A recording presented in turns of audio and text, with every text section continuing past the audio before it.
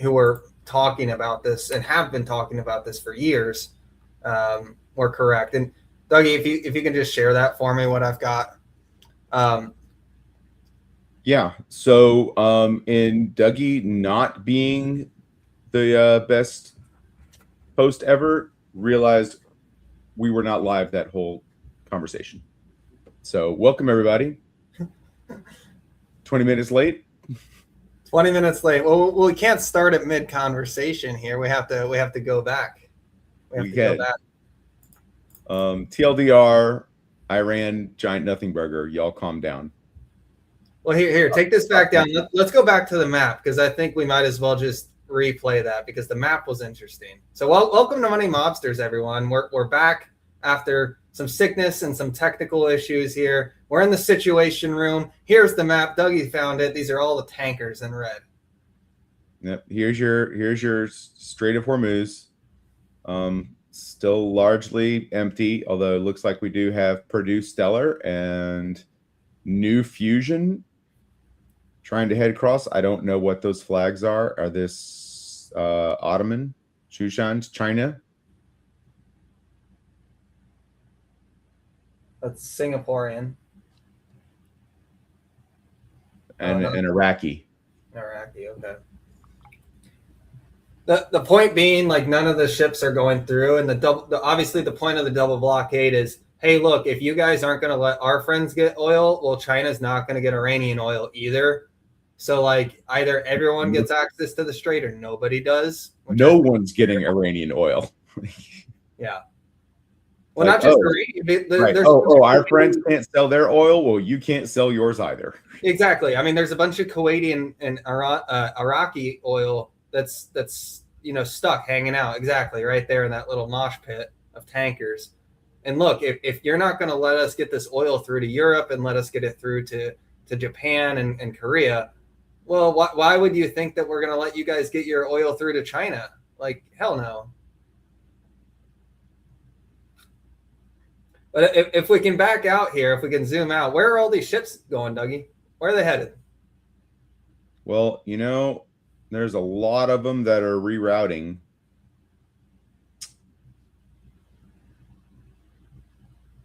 Oh, look, there's a lot of traffic going across the Horn of Africa. Where's it going? Where's it coming from? Uh-oh.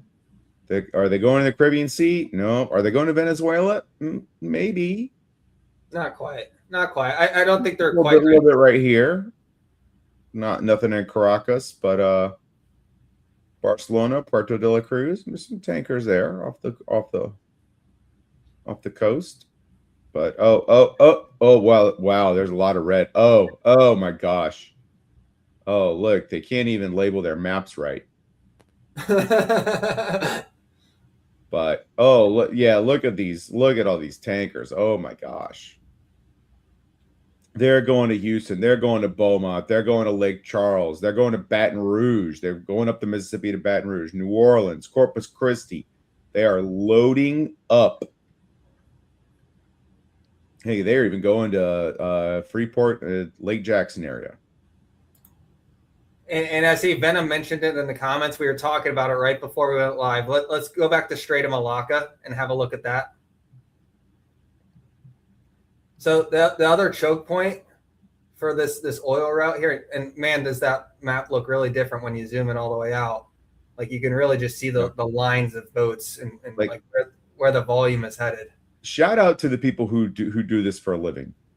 Yeah. And all the jobs up and down from the bottom to the top, the people that support that whole industry. I don't know anyone who's in it, and I don't work in it myself, really. I mean, outside of the oil and gas, but wow, it's highly technical, dangerous type of work. Props to everybody who does it. But yeah, this was the strait you were talking about. Like, you can not quite. Well, first we have to go up to the Strait of Malacca. So the U.S. is signed to deal with Indonesia, which, the Strait of Malacca. This is where this is the main route to go from Africa and West Asia to get to China. So this is a pinch point, and as you can see on the map, it's a very narrow pinch point, probably a little bit smaller than the Strait of Hormuz. Now, if we go south of there by Jakarta, there's actually another pinch point. So say we lock this down, this would be they could try to reroute here. They would try to reroute, but this is also very defensible, and you could lock this down too. So then option C is actually going all the way around, which, you know, would make it a little bit more expensive. Wouldn't stop it, but it would make it more expensive and add, you know, 2-3 weeks to the trip there. I mean, you could block all this crap too. If you really wanted to. An aircraft carrier could handle shutting all that down. An aircraft carrier fleet. I mean, yeah, you could make it so they have to go all the way around Australia.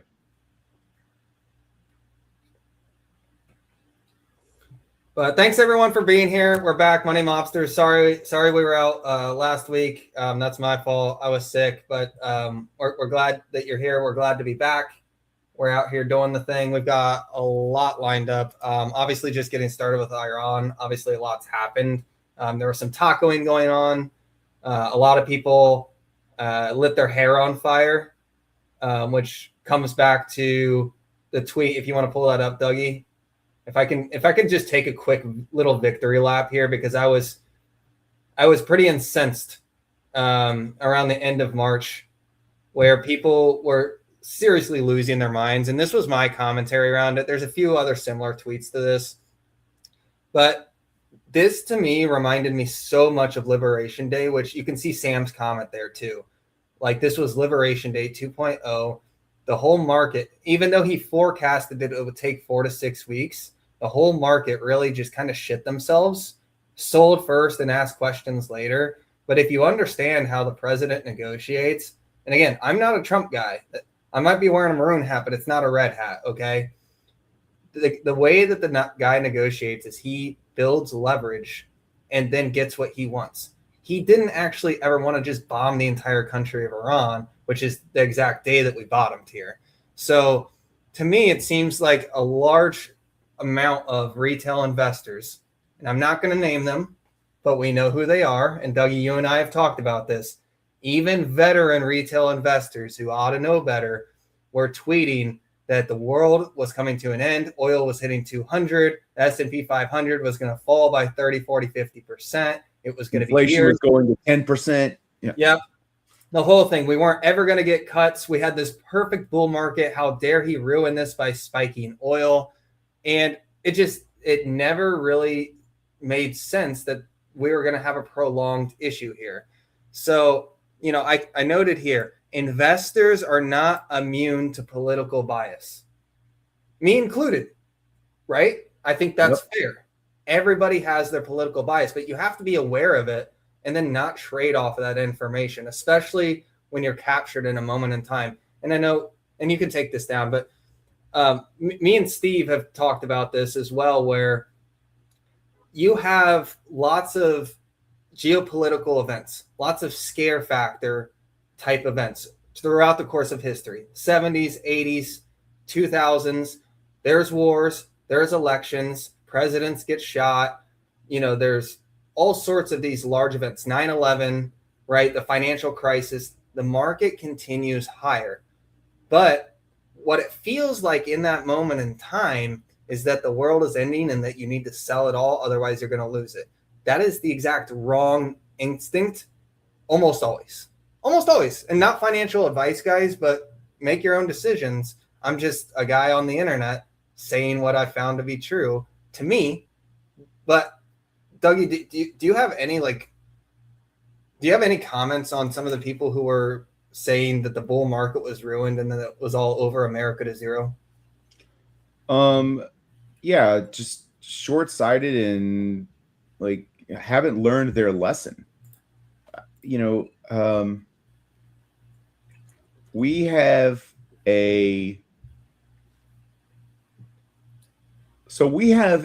economic environment and a political environment that are so intertwined that we get stuck on a lot of this survey data, and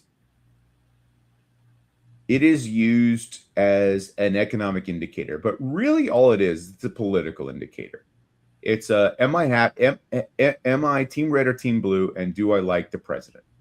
And if you look at where they take a lot of the surveys, that tells you all you need to know. Like, oh, the survey is taken in Detroit. I'm like, okay, well, that's all I needed to know. University of Michigan Consumer Sentiment Survey. Right. Yeah. So they're, so if it's 30% positive, I'm like, okay, well, they're probably only getting an even political divide, or a political divide of 15% red, team red. So, if double that number are positive, that's the alpha that you're looking for right there, not the total, survey. You're only looking for the team blue that is giving you positive vibes. I think there's also media hysteria that goes on here too, because you have business models of news networks is to monetize attention. So how do you drum up attention? Well, you scare the crap out of everybody. And sorry if I've mentioned this multiple times on the podcast, but I really think it's so valuable to keep reiterating, because people continue to make these mistakes in COVID, Liberation Day, in 2022 during Ukraine, and more recently here with the war is. And I'm not saying every single recovery is going to be a V shape, but the media wants to sell ads. And how do they keep you tuned in? If you are scared and you're on the edge of your seat that the world might end tomorrow, like, you're going to tune in. And that's part of their business model. And the second part of that is, like, Trump is a lightning rod divisive political person. It's really, really easy for people just to say, like, Trump bad, what an idiot, he has no idea what he's doing, what a maniac. When in reality, like, that's his negotiating style. His style is to be unpredictable and to anchor his negotiating position. So say, like, I'm trying to buy a car that's worth $30,000. How Trump would essentially buy that car is he would start at $5,000 and the dealership would say, you're freaking crazy. There's no way. Okay, fine. Not $5,000. How about $12,000? And, like, eventually, inch by inch, he finds the number. Whereas, like, most people, they would, start a little bit more reasonable. So basically what happens is the president tweets, hey, I'm going to buy a Tesla Model 3 for $3,000. And everyone's like, what an idiot. You're not going to get a Tesla Model 3 for $3,000. But that's not the end state of the deal. That's just the first step of the negotiations. So people have to think longer term of, like, if you're going to be holding stocks for 5, 10, 15 years, why are you selling now? Like, what's happening in a blip of time in a 4 to 6 week time period is not affecting the economic outlook a decade from now. You feel me? Yeah. That's my little rant there on people who were saying that the sky is falling. And one thing we mentioned right before we went live too is there's a significant amount of oil being rerouted through Saudi Arabia through an east-west pipeline that can either go through the Horn of Africa or just directly through the Suez Canal. So it's not like we're losing 100% of that oil there. A lot of it, a significant amount of it, is being rerouted. So I think that's why you're seeing the oil prices starting to stabilize around 90. Which is where it should be, by the way. If you adjust it for the cost of, adjust it for inflation and real percentage of household income. Actually, if you adjust it for percentage of household income since, like, the 1990s, it's significantly less than when it was $1 a gallon. So you're saying you don't notice it because of it, inflation has raised that, but just much like the cost of electricity over the last 30 years, or 50 years, or if we go further back, the cost of energy to light your home after dark. Yeah, the nominal value has gone up, but the real value, inflation adjusted for gasoline, has actually dropped significantly. Yeah. Yeah, that's the other thing people don't realize. And I know there's a lot of one issue voters, and I think this might be one of the dumbest one issue things that you can vote on, but the price of gasoline. Like, I'm sorry, but if you vote based on the short term price of gasoline, I think you're stupid and you should stay home in November. So, Well, that and you should just stop watching finance podcasts, put all your money in SPY, and go find something else to do. that too.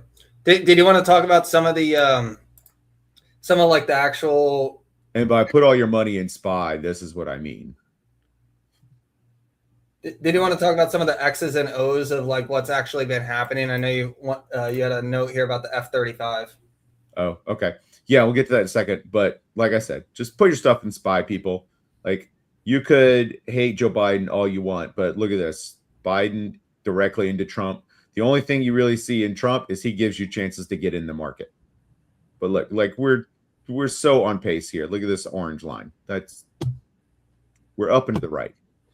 Caleb Hammer put out a tweet. He said, if this happens once a year, dude, I hope it keeps happening, because if he's not wrong.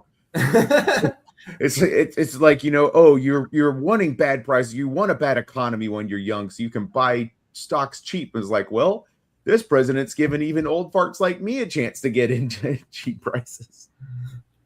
Here's the thing, guys.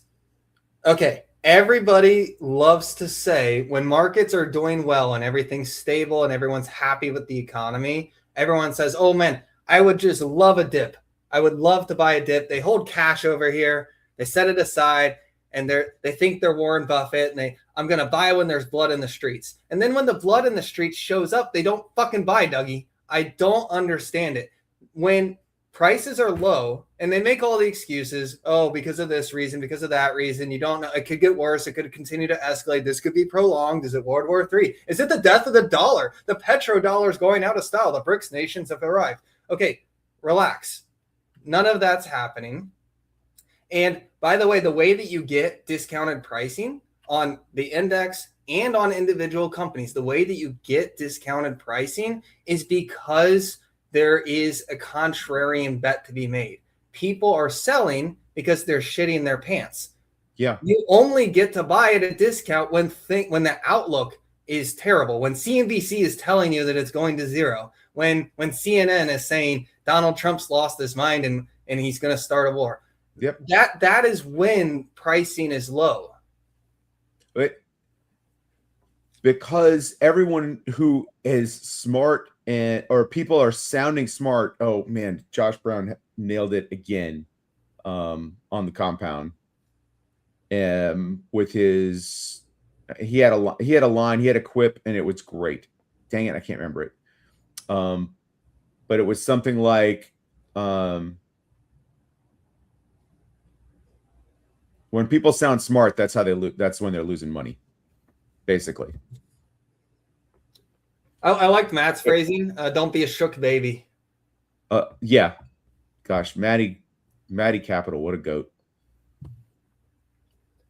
Well, his other piece of advice was always be buying, and I think that's really solid. I know that's been a continual staple of his. Is if you're always buying, you're just going to continue to get good pricing as long as the market trends up and to the right. Yeah. Again, look back at that SPY chart I just put up for the last 4 years. The only time to buy was 2 years ago. That was the best time to buy, and before that was 3 years ago. Again, just get your time. Just get in the market. I don't know how to tell people much better than that. We can buy. I mean, the F-35 was kind of a old thing. We can skip over that a little bit. But it is worth noting, what a great job the Air Force has done in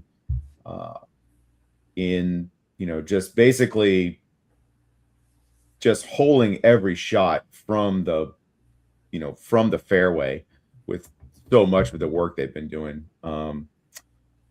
Fantastic job. And by the way, less people have died in this war so far on the American side. Less Americans have died so far in this war. what, 6 weeks, 7 weeks into this, Yeah.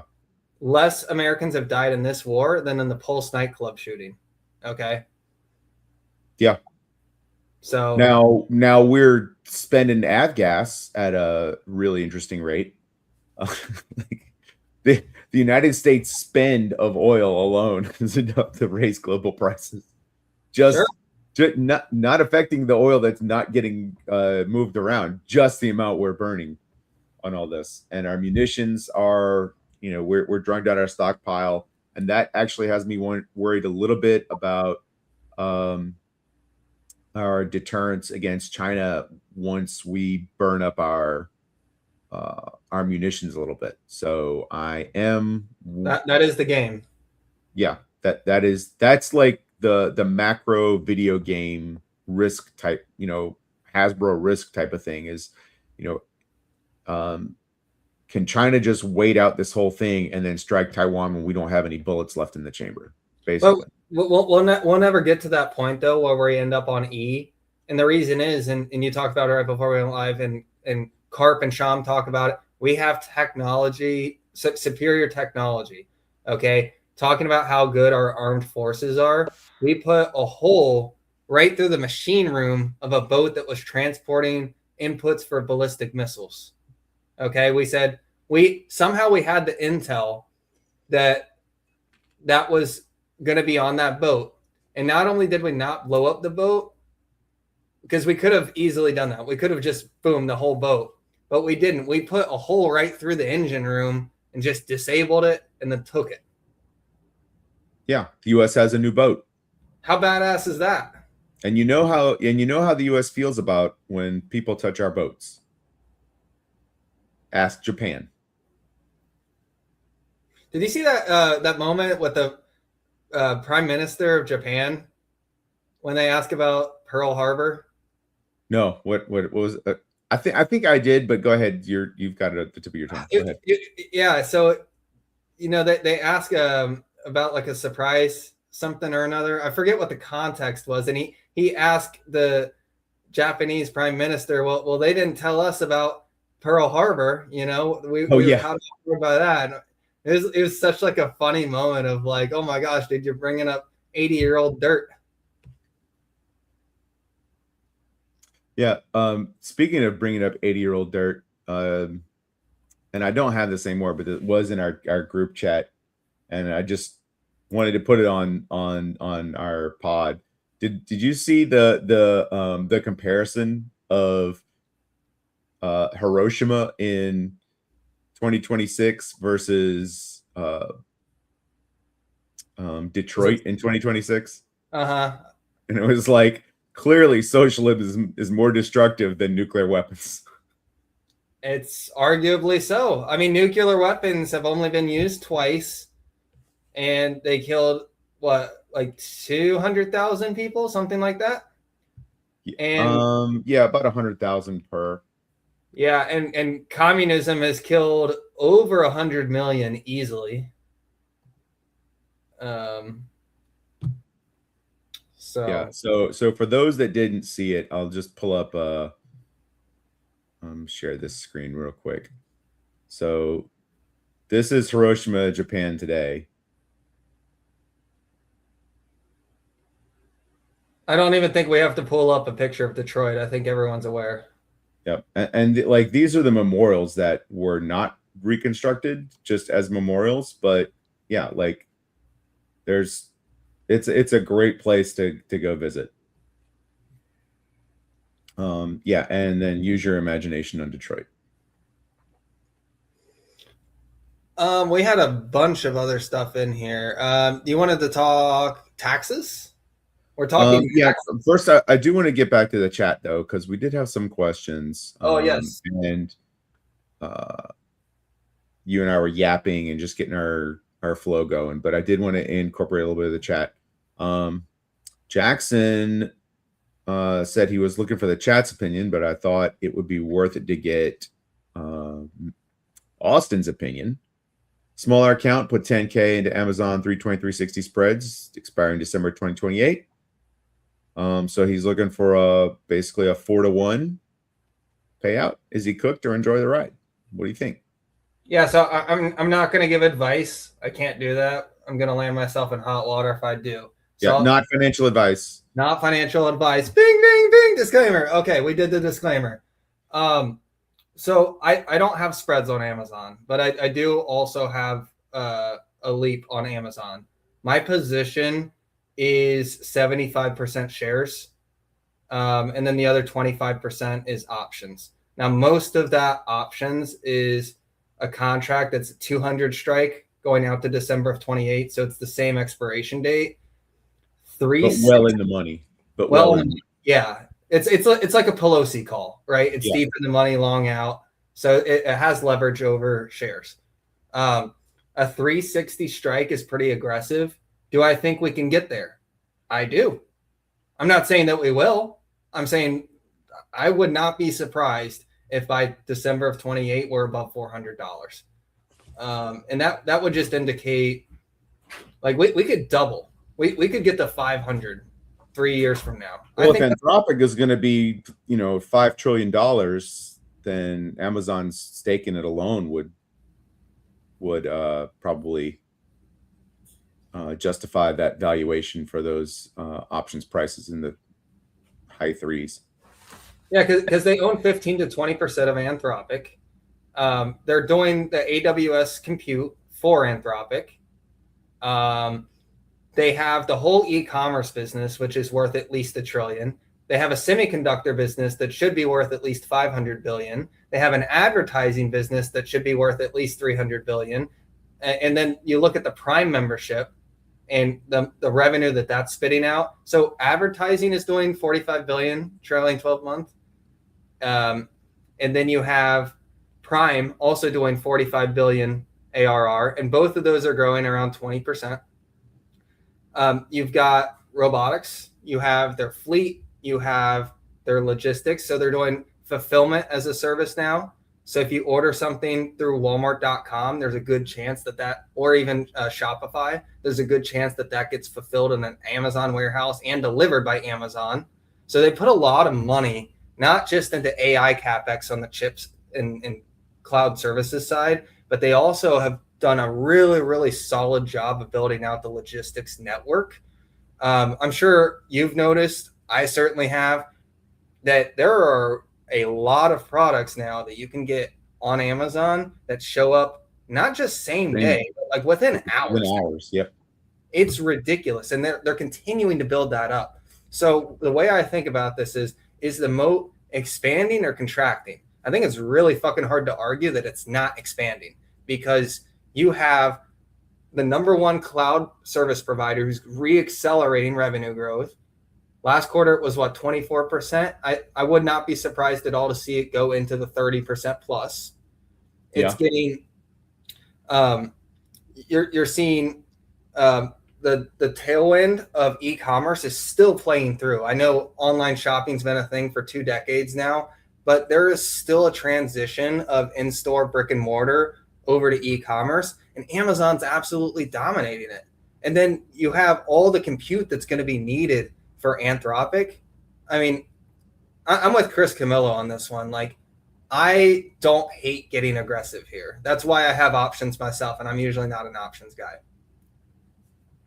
Yeah. When Austin told me he was adding leverage to his Amazon position, that perked my ears up real quick. I do think my buy rights for 300 at the end of this year have a decent chance to hang on, but it's going to be close. Like it jumped in a hurry after lagging for 2 years on those buy rights. For those of you who don't know what a buy right is, that's when you buy 100 shares and you sell the covered call at the same time as part of the same transaction. So you kind of get a discount on purchasing the shares if you give the date and time that you're willing, or the date and the price that you're willing to sell them at.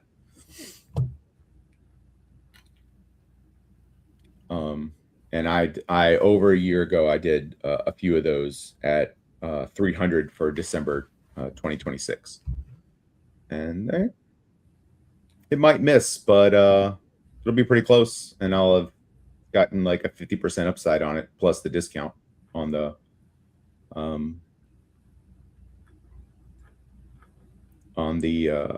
premium from the options. So I think it'll be a good trade. Will it be a perfect one?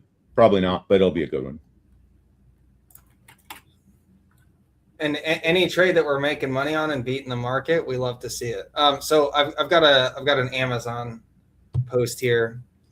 So this is slightly outdated here because it was posted on the 11th. So I think we're a little bit higher than 2.6 trillion, but it should be pretty close. So AWS, the ARR is 142 billion. If we see 30% growth, we're going to be at 185 billion. So excluding the entire rest of Amazon, so forget about Whole Foods, forget about the online store, forget about grocery, forget about pharmacy, forget about Zoox, forget about Anthropic. So just look at AWS here. This would make Amazon a 13.8 price to sales. So if you were only buying AWS at 2.6 trillion, it would be a 13.8 price to sales. This is an extremely high ROIC business, and that's why they're investing so much into it. If you guys haven't read Jassy's shareholder letter, I would highly recommend doing so. He lays it out pretty well. But this is also a 35% operating margin business. So if you gave AWS, say you gave it instead of a 13.8 price to sales, you just gave it a 10. That means that you're getting the rest of Amazon, the whole rest of everything, the robotics, the chips, the online store, the advertising business. You're getting the whole rest of it for 700 billion. That just seems ridiculously cheap, because if you looked at their chips business, they're going to do more revenue than AMD just in chips. So you back that out, and here's the second tweet, which is kind of, again, it's like a sum of the parts argument. Their highest margin business is the one that's growing. So a lot of people will say Amazon is the AWS and AWS is Amazon. But AWS is growing, and it's growing fast, and it's re-accelerating, and it's improving the gross margins of the business overall. So if you look at something like online stores that has a smaller gross margin, because your margin is my opportunity, they don't even want to make margin there. They're making all their margin on the AWS side. But as AWS becomes a bigger and bigger part of their business, because it's growing faster than the rest of the business, their gross margin increases. Advertising is going to play into that as well too. But what this tweet here is I wanted to zoom in on what the stock was at in April of 2020. So if we can go back in our time machine and go back 6 years, Amazon was half the market cap it was now. So think about being in the middle of a global pandemic. And since then, the stock has only doubled in those last 6 years. So a lot of people would look at that and they're like, that's kind of lame. But since that point in time, the ARR of AWS has gone up 255%, because in April of 2020, the ARR was only $40 billion. This year, it was $142 billion. Their net income, trailing 12 months in 2020, was $10.5 billion. They now do 6 times that amount of net income, because now their net income is over $70 billion trailing 12 months. So even though the stock has only doubled, you're seeing multiple expansions on their fundamentals, orders of magnitude higher net income. And then the last thing I had here was shareholder equity. I know this is kind of old school to look at book value. A lot of people don't do that. But holy crap, how can you ignore it when the book value has gone up 7x over the last 6 years? And if we pull up a chart here of what the book value looks like, it's not like it's gotten there and is slowing down. Okay. It's actually gotten there and sped up. Let me pull this up, their shareholder equity. Check this out. It's accelerating. This is what, if you buy Amazon, this is what you own. Assets minus liabilities equals shareholder equity. This is what it looks like. Yeah. The company is becoming more valuable. So that's my Amazon rant. It in one word, inevitable to me.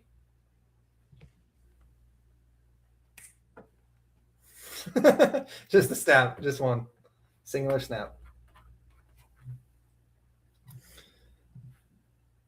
So yeah, I did make a trade on Amazon. I added some leverage to it. I bought $7,500 worth of Amazon just this week, actually. So I'm still actively buying Amazon. It's now about 20% of my portfolio. We've got 11 minutes to go until the Rocket Lab launch, right? Yep. We had some people say they were wanting to watch both. It was like, so we can monitor the situation from here. We certainly can. By the way, Rocket Lab. Oh my gosh. So I was feeling real smart at the LA meetup. Everything was tanking, and I was like, I'm gonna sell some Rocket Lab cover calls today, and oops, I'd pay for the whole weekend, and blah blah blah. And yeah, those are now far underwater. Oof.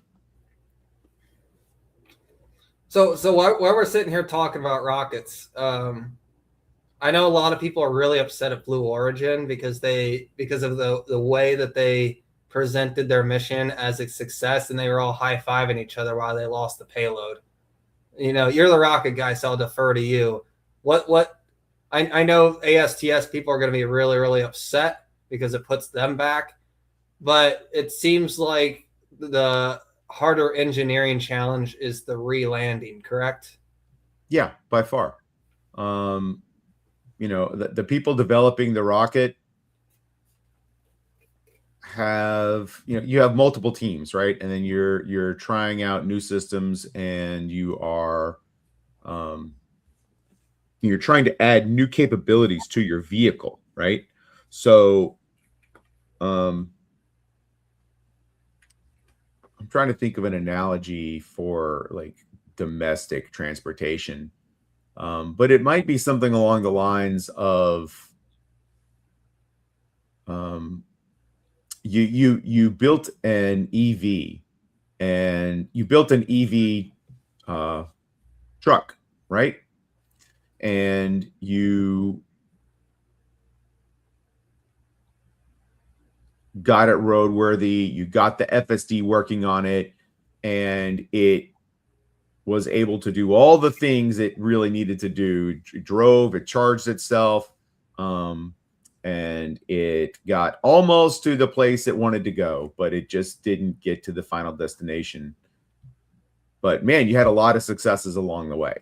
Is it a success? Is it not? Well, you probably did the hard part on the engineering and the product creation. You got things you have to clean up, but you did the hardest part. And it's worth mentioning that everyone's so upset because they took for granted the idea that Blue Origin would hit the desired orbit. So I think people forget that it's a rocket program, as Sir Peter Beck likes to state all the time. This is not an easy thing to do. Put crap into orbit. Like, it's very difficult.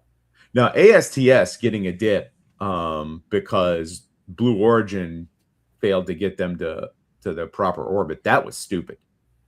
Well, I can't tell you how many AT&T satellites or Global Star or whoever lost satellites along the way, and they never got sold off because of that. It's not like ASTS doesn't know how to build the satellites and won't just build another one. These are not highly precious one-off commodities. They're not consumer grade electronics because they have to be space hardened, but still it's not like these are built out of super rare components. And it's insured. Yeah, it sets back their timetable is all. So I think people are looking at like a DCF, and they're like, okay, well, if our payload's not going to get up there for another few months, like it pushes all the timetable back, right? With the number of satellites that they're trying to launch, missing one should not affect your DCF. Okay. Yeah, that's a good point. You know, if they were trying to launch one satellite and they failed to launch one satellite, well, that's a big deal. When their plan is to launch thousands of satellites and they failed to launch one satellite, why are you selling? Yeah, just a bump in the road, right? Right. So, okay, it would be like an Amazon delivery truck got in a crash and didn't bring delivery your package, so we sold off Amazon. Or I've got another good example. Like these weird one-off Waymo situations that Musk likes to talk about on his earnings calls. Like it can do 9,999 rides perfectly, but the one that it messes up, everyone makes a big deal of. And, well, he's on the receiving end of that too. So yeah. Do we want to talk about the Tesla? I know we've got 6.5 minutes here. So yeah, that's probably good timing for it. But I was not the hostess with the Moses, and I didn't pay attention to earnings today. I saw that, you know, I got the notification. They missed revenue, beat EPS, deliveries look good, reacceleration in margin. I don't see anything not to love here. So the devil's in the details on this one. So I'm sure we can rely on Austin to tell us what the devil in those details are. So the devil's in the details is they guided to have negative free cash flow. They're going to be increasing CapEx. And the reason that they beat EPS this time was because of one-time benefits from warranties as well as IEEPA tariff benefits that they received. So these are not going to be the case moving forward. They didn't disclose the dollar amount, which just kind of makes me scratch my head a little bit, but they said it was the largest cause of why they came in above their estimates. They also raised, you might see like their cash position is level. If you're just looking at the balance sheet moving across time, the reason that the cash is level is because they raised $4 billion of debt. They took about $2 billion of those dollars and put it into SpaceX. So that's kind of what's going on. And then there at the end of the call, as I mentioned, Elon took a cheap shot at Waymo, and not trying to pick sides here, but like as an observer watching someone who is struggling to get their own robo-taxi program up and running, watching them instead of talk about how their own program is kicking ass and how much progress they're making, he feels the need to like point at competitors and try to like kick them. That does not seem bullish to me. If your program was working and there was plenty to talk about, wouldn't you be talking about it? Or would you really be spending your time talking about your competition?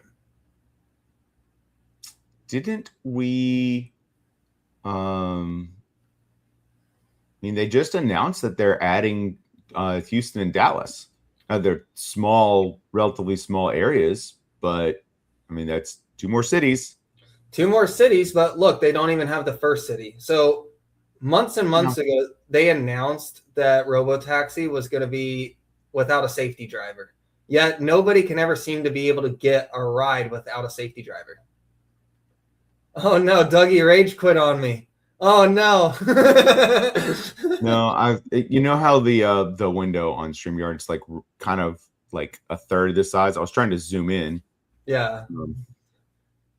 So clicked on a button that put you in charge, but that's fine. You can be in charge. Yeah, like I'm not gonna sit here and defend him. I mean, I think you make some good points. Trying to see the forest through the trees. But if my understanding was they're expecting the negative free cash flow because they are going to be increasing their CapEx significantly, and I don't have a problem with that. Yeah, but also that probably will be a combination. If I were to speculate, which they may have said on the call, but if I'm just speculate, They're doing away with the S and X fabrication lines, so they're probably going to retool all that so that they can add either additional volume on 3s Ys, or they're adding Cybercat. They also, and this is kind of nitpicky here, but they do have inventory that's stacking up a little bit. They added about $2 billion of inventory to their balance sheet. And I've noticed anecdotally, my gym is really close to like a community college that they rent out part of the parking lot to Tesla, because it's right across the street from a Tesla service center. Oh, so, yeah. There's an Amazon warehouse near where I live that their parking lot is like half of a Tesla.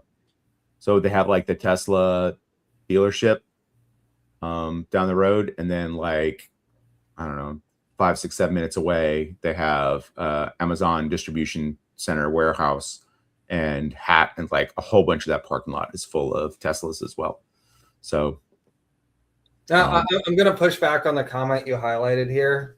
So the reason that I would call it a cheap shot, I'm not saying that it's like inaccurate to, well, it might be inaccurate. I'm not familiar with the accident that he's talking about, but can you imagine if Alphabet went on their earnings call and started talking about every single mistake that a self-driving Tesla has made? Like, no, that would be totally inappropriate. It's not a Tesla earnings call. It's an Alphabet earnings call. People don't want to hear about that. And they're not there to defend themselves either. And you have, as a competitor, obviously you have incentive to only tell the part of the story that actually makes it look good for you. So that's why I call it a cheap shot. Like, if you're talking crap about your friend when he's not there to defend himself, it's a cheap shot, right? Yeah. Elon is sometimes just an internet troll and talks about the things that he likes to talk about. Sure. So, yeah. I would rather him not make that comment, but since he did, that's one of those things that give us some volume here.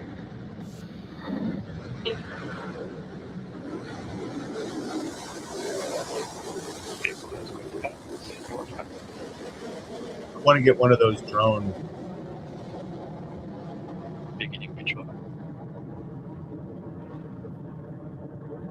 I want to get one of those drone shots on one of my rockets, but they won't let me fly the drone close enough to the pads. Stage 1 propulsion is nominal. By the way, though, shout out to SpaceX and Rocket Lab. And Kakushin is rising with Electron from Launch Complex 1. We are on our way to orbit for JAXA. And pitchover has begun. Far better the launch vehicle on its telemetry tracking and just overall media presentation than NASA and their $20 billion per launch. Or maximum aerodynamic pressure, Seriously, that looked like something that was made in the 90s.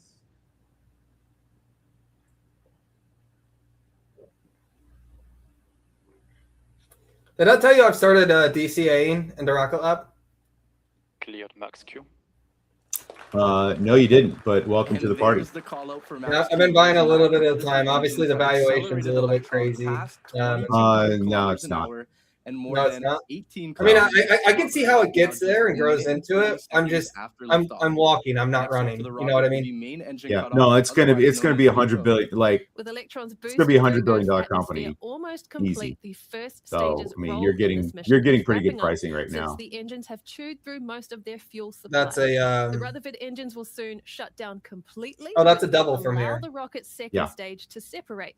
With a bit of distance between them, the second stage's sole and that's not counting like bonuses it's going to get around the SpaceX IPO. And those events occur as MECO, stage separation, and second stage engine startup, all of which we can expect to hear from our operators again. Here's the crazy thing, though. Like, the amateur rockets that I work at actually go faster than this. Like, for the few that actually will go this high, 15 seconds to staging. They're much faster. Enter 8 burnout detect mode. Just because they're lighter or what? Well, yeah, fundamentally. But it's just weird. It's just weird to think of like, oh yeah, they can get to, the ones that go to 100 kilometers are there in Stage like depression confirmed. less than a minute. Stage ignition confirmed.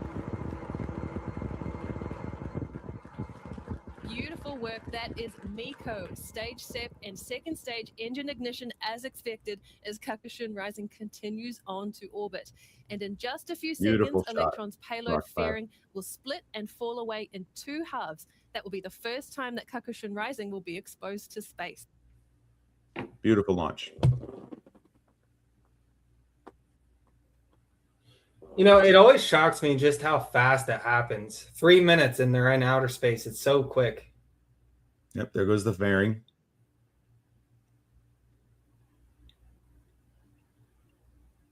I mean, they're going, just short of 9,000 kilometers an hour. But then you lay it on it. Then you kind of turn on the side, and then you really start picking up velocity as you're trying to establish orbit. Yeah, June. It occurred to me that we've had a couple of launches now that happened during Money Mob, and so people were switching back and forth to streams, and I was like, well, I kind of like rockets, so I don't mind showing the launch. It's a nice little interlude for some content. So speaking of the SpaceX IPO, so obviously my position on Tesla is pretty clear about the multiple and the fundamentals and my doubts of the story itself. But the reason I'm not like going on the short side is because, Chamath and others have strongly hinted at a reverse merger. And somehow this is going to take place after the IPO, and XAI is going to be involved as well. So there's going to be a big obfuscation of financials happening when you throw 2 private companies plus Cursor in with Tesla all together. I'm glad I'm not doing the accounting on that. That's all I'm saying. Right. Yeah, the lawyers are going to have heart attacks on that one. Like, it's going to be such a headache. But 1.75 trillion, I mean, that's like 100x price to sales, right? Yeah. I would consider 1.75 for Musk and for Elon All of Musk it. Industrials. For all of it? Yeah. But they're going to try and IPO just SpaceX at that amount, right? Yeah. Well, I mean, as far as we know. But that does seem like, I don't know how you would do anything other than that. But so I mean, yes, congrats for everybody who got in a long time ago. You're gonna spike, and I guess you'll get some liquidity. But people who bought in even probably a year or 2 ago, by the time they're able to sell their shares, probably the price will have crashed. I do expect the price to crash to 300 billion. 300. You don't think like buyers show up at 500 and 600, 700? No. Well, they will, but then there will be more sellers. I mean, people will be jumping in at all those levels, but I'm curious if Alphabet's going to hold. You mean that like Alphabet's going to hold the 330s? No. If Alphabet's going to hold their SpaceX stake. Oh. I'm sure they'll keep some of it.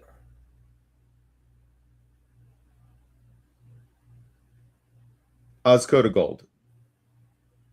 You don't think it'll go below $1 trillion? Why on earth that I say about a SpaceX? Why in space would anyone pay that much money for that forward that level of earnings that far ahead on products that are not ubiquitous in Starlink, and everything else is pie in the sky. Can I try to build the argument out? Sure. So let me try to justify 1 trillion. 2 trillion to 300 billion is not going to be wild. That is what, 6? Basically, yeah, that's just 6. It's a 15% drawdown. You know, that's Palantir debuting at. It's Figma. Yeah, it's the well, Figma. Palantir coming in at like mid-high 20s and or like 30 and going down to 6. That's close to that. So Robinhood did the same thing. Like Robinhood was worse. Sorry. Go ahead. No, you're good. I'll try to justify. I will say I'm not participating in the IPO. I'm not allowed to, and I'm also not going to buy it after it goes public. At least not for some time. But here is why I think it could hold the valuation. Okay, so being objective here, again, I don't hate Elon, but I'm also not a mega fan. But there are a lot of mega fans, and that's a reality. So you have the Elon Musk premium, and that it is what it is.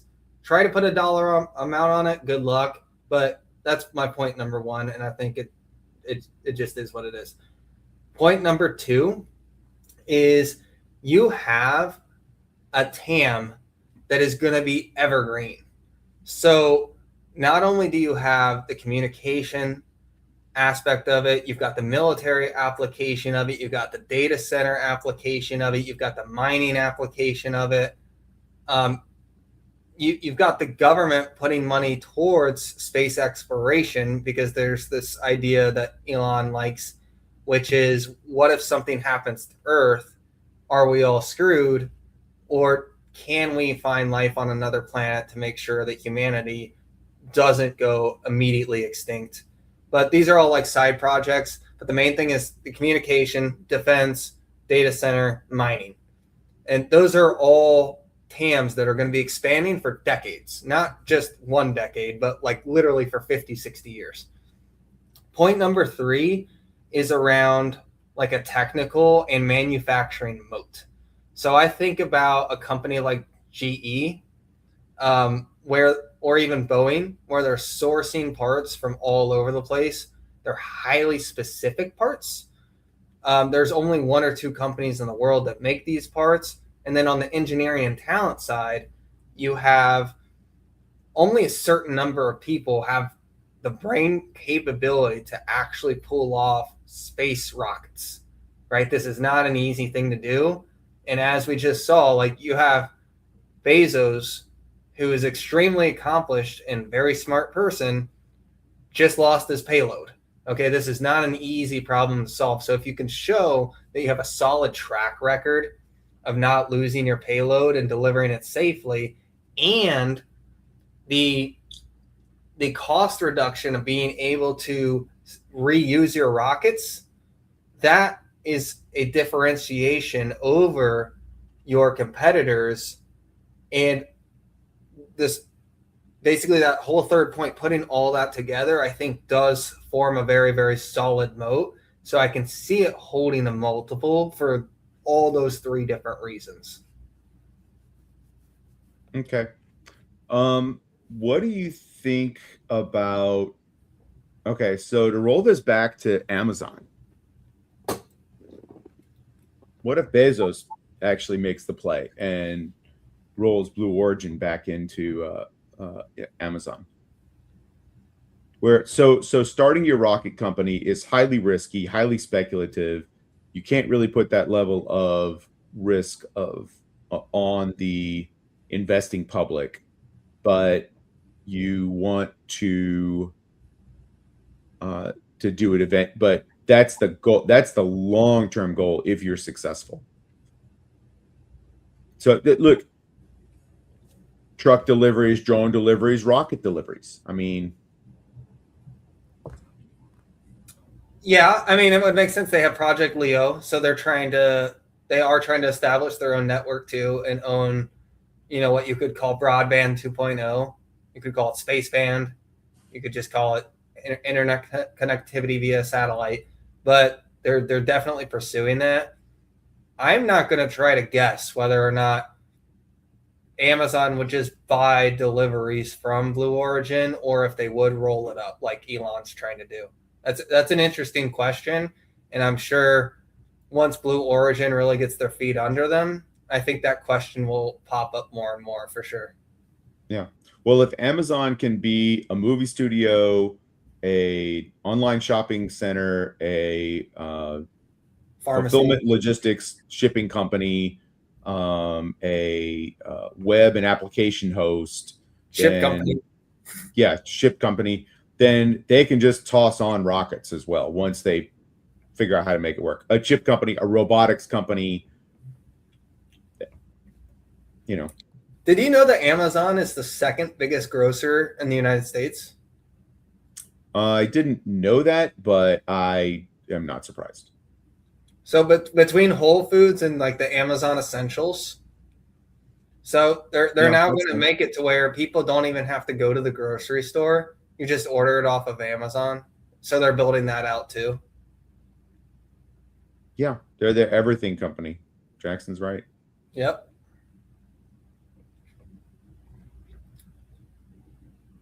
What else do we got? Is Rocket Lab ever coming back down? So I've been asking myself that question too. And I think the base was at 60. I do feel like I didn't buy enough because you do have like the defense aspect of it where, and the budget just came out today, I think, for the Pentagon, right? I was not overly paying attention today and stuff. Yeah, I think they earmarked a significant amount of the Pentagon budget specifically for not only just drone programs, but also for space programs. So it feels like you almost have like this government defense put on the stock, right? Yeah. I don't know if that's the right way of like framing it. Obviously, stocks can go down. It is still an equity at the end of the day, but it does feel like there's support there when you're one of two companies that can do this.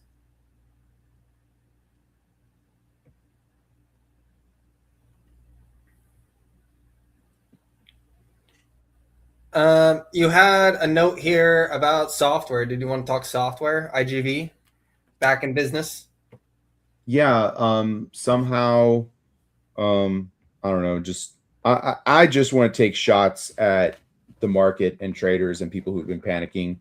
Apparently, oil going back under $100 means that I guess Claude Code is not going to replace all the software companies in the world. Yeah, software to zero. Yeah. Well, it was software to zero because of Claude, but now that oil is under 100, Claude is no longer going to replace all of software, and we're back on. So I thought about swing but trading. I hate the names that everyone keeps talking about in software. I hate all of them. ServiceNow, Adobe, Salesforce. I hate those. I hate all three of those companies. So I'm happy to see those three in particular burn on the vine. But something like Microsoft, no, that should not. I'm not a particular big fan of Microsoft's software either. But now, Microsoft is a position that I actually started during the Iran war because it got so low. Once it started going under 400, I'm like, oh, this is stupid. Yeah, because Claude Code was coming for it. Sure. But now that we've got oil back under 100, Claude Code can't replace software anymore. That's the sorry, I've said that like 3 times. That's the joke. It has nothing to do with one of those has nothing to do with the other, but the reason everyone sold it was because of Claude. And the reason everyone's buying it is because oil's now free to run or is now under 100. They don't have anything to do with one another. It doesn't make sense. Stop trying to make it make sense. Now IGV is back up, and it feels like it did get oversold, and it made its jump back up. The gap got filled a little bit, but don't you worry that like the terminal value of these software companies is long-term impaired if a better version can? I'm not saying like everything's going to be vibe coded away tomorrow, but you know, if you look at a terminal value of a company that was expected to grow for 15 years, and now all of a sudden this new technology comes out and they might only grow for the next 3 or 4 years, oh boy, that changes the math, doesn't it? Yeah. By the way, Jackson, are you looking at my paper? Because that's what I'm buying, bro. You're buying app still? Yep. I think I told you I completely got out of it because I need to hear more from management. They've kind of ghosted retail a little bit here. Yeah. And but I don't. The growth is still insane. So It is. The numbers are solid. So like you have arithmetic in your favor, but really the future of the company for me is like the long-term investor thinking 5 years from now, at some point, they're going to saturate mobile gaming, and they need to successfully pivot into the e-commerce area. Now, the mobile thing, it's still an expanding pie, right? So they own that whole space. They're the dominant player there, and the pie is growing. But at the same time, if they really want to continue growing at 40, 50, 60% like they have been, the e-commerce thing has to work. We met a guy at the LA meetup, gave us some great information that was almost like a channel check of sorts. And what he basically told us is, they kind of blew him off a little bit when he couldn't get details on his ad spend, details around like why it was working, why it wasn't working, who was clicking, who wasn't clicking. And it was a little bit black boxy. And, management just hasn't done that great of a job of answering those questions. I like a little bit more visibility. So at the point that they start providing visibility again, or it starts working, great, I can jump back in because I think that they've done such a great job. But right now, because we don't have that visibility, it's just outside of my risk tolerance. I'm not saying it's a bad move, because it's certainly not. The company has performed over and over and over again. Very strong income statement, no debt. So they're going to be in a really, really solid spot. But for that reason, I'm out, as they say on Shark Tank. As they say on Shark Tank. Very good. Yeah, the arithmetic just is still impressive to me. I do want to be in software. You make a good point that eventually they'll just eat all of the mobile game advertisements. So maybe they're at the top end of that S growth curve, and I'm not gonna, and the multiple's gonna get chopped in half once they lose that. But I mean, the rule of 42 is still insanely high, so I'm still feel comfortable having my money there. Yeah, the margins are stupid, man. It's insane. The one I'm really worried about right now is my Grab. I sold all the shares. I still have options, but I'm really just thinking of cutting those and running. The problem is I know that the instant I do, that's your indicator of max pain, and it's going to take off like a rocket ship and go to the, probably 650, 750 range as soon as I sell these. So that's why I'm holding them right now, is to give everyone else a chance to buy in. Because as soon as I can't take this anymore, this is stupid. I got to reallocate this capital somewhere it'll grow. As soon as you sell, Dougie, Tony's going to show up on a Mitts podcast and pump it. Probably literally.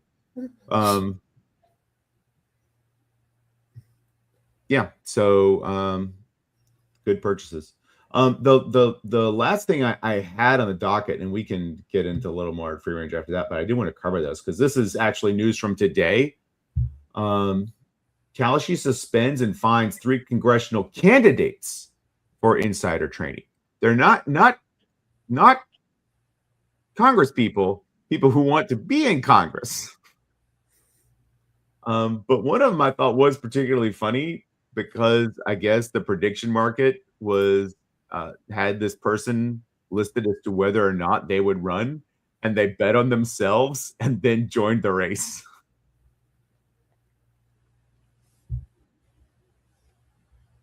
What did you think about the whole Schwab thing getting into prediction markets? And they received some pretty tough backlash from the hood people online. I'm not into that drama. Look, if Schwab wants to take a stab at it, fine. I think they're limiting it to non-sports related items, right? Right. Which, okay, I do think that's kind of dumb because sports is so much of culture and you can bet on everything else in culture except sports. But maybe they're just like, well, we don't want to go compete in the sports market with all the other people betting in sports. So we're just going to stay out of that particularly. I think the idea is like, there's brand value in working with your clients rather than, being a toll booth, essentially. Yeah. Because, you can hedge your positions. So the example that I gave is if you're invested in an insurance company that has 50% of their total insurable value in Florida, and you can bet whether or not a Cat 5 hurricane is going to destroy Florida, that's a hedge. If I bet that the Florida Panthers are going to win the hockey game, that's not a hedge. It hedges nothing. It's unrelated. So if you bet that the Florida Panthers can win the Stanley Cup, well, that's going to bring a lot more economic activity to that local area. Come on, Dougie. That may affect real estate prices. It'll affect alcohol. Look, you for 100% certain sure if the what's a real small if the Oakland A's Vegas are in the, I'm just thinking of it like a tiny small market team, so like Kansas City. If they're the team, if they beat the Yankees to go to the World Series, that is a bearish event. There are people who need to be hedged against New York losing all of that ad revenue, alcohol sales, food sales, just the on and around the media sales, all that. Like hold on. I have to put the brakes on this. Okay. How many people do you think are betting against the Yankees with the hopes of hedging their stock and bond portfolio? No, I'm saying if you have like munis or something in and around New York, or you own a business there, or I understand the theory. Like say you have a bar down the street from Yankee Stadium, yeah, you can hedge by buying contracts on the Royals winning. But how many people are in that exact scenario that it's appropriate that there is a direct inverse correlation? Exactly. So but the same thing. How many people are in this scenario to have the Cat 5 hurricane go through Florida?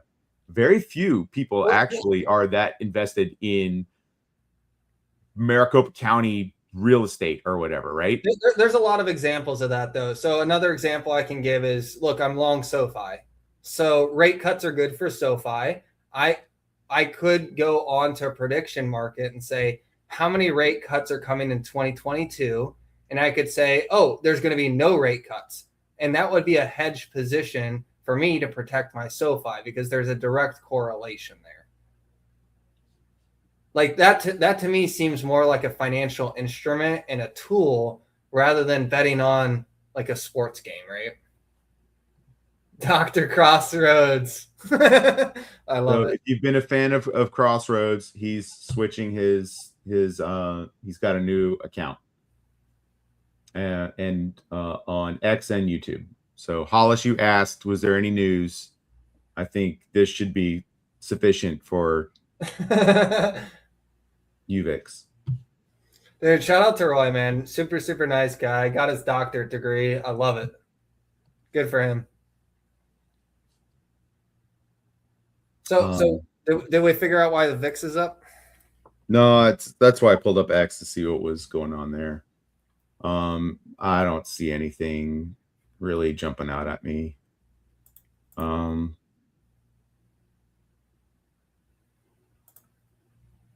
Nothing there. Now, do you think these not on X at least? You think these gaming commissions are going to be able to reel back in the prediction markets, or do you think the cat's out the bag and it's over? That cat is just as much out the bag as is NIL and paying college athletes. You see the president mentioned that this morning too? No. The president talked about something? NIL. Yeah, he said it's ruined college sports, and then he complained that it was costing Florida State and Penn State. Those were the two programs he mentioned. He said they're losing hundreds of millions of dollars. And like, I'm sure I'm not the only one who was thinking, cry me a river because of how much money they've made over the years by not paying college athletes a single dime. And then like showing up and taking their Heisman trophy if they eat a grape, an unauthorized grape. Well, I mean, so I spent the better part of last weekend at the gymnastics national championships, which was awesome. Unfortunately, LSU didn't win. We lost kind of on the last event, but there was a lot of hanging out at the hotel and the hotel bar with the athletes and their parents and families. And I am a known booster of the program, and we have been for 2 years. But there's not a lot of training, I guess, on what you're allowed to do and what you're not allowed to do. I presume, and I'm just presuming that, buying alcoholic drinks for athletes is frowned upon. So, sure.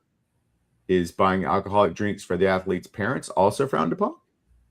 I don't know.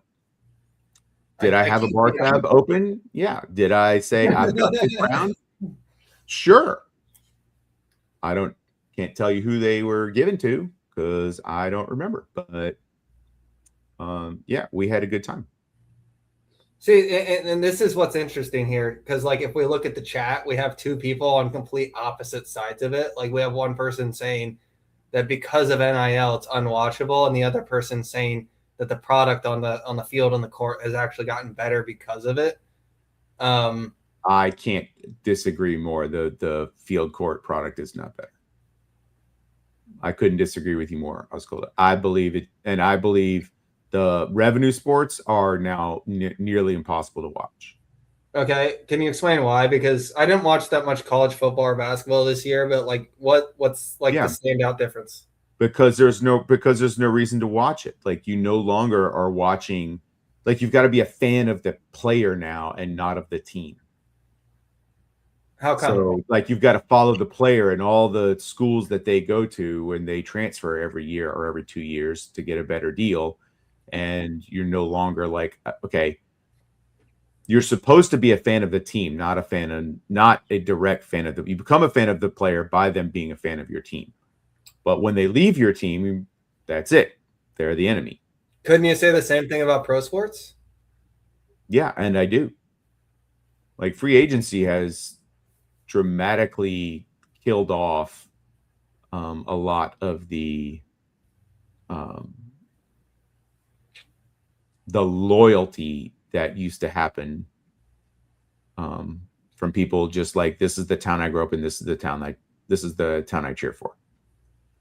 But if that franchise really wants to lock in that player, they can offer them a long-term deal and make it happen, right? With the Bengals and Joe Burrow, or Patty Mahomes and the Chiefs.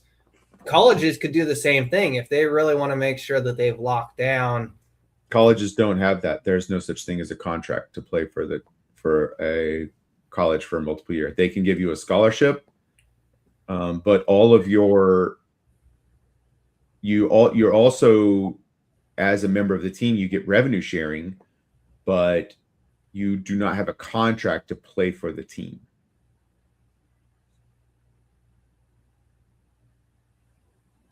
Does that make so if I play at Georgia Southern and they have an annual draw of 200,000 people come to their games, that's going to generate so much more revenue. If I'm good enough to go be a backup at LSU, I can transfer there and they get 100,000 people there per game, and now I get a portion of that revenue. I never had to sign an NIL agreement, to sponsor something, to actually use my name, image, and likeness. I never had to do any of that. I just had to be on the roster and I get my bit. But it's ruining college sports. College athletes have very little to do with the student body overall anymore. That's why I am finding myself more drawn to the non-revenue sports like gymnastics, volleyball, tennis, stuff like that.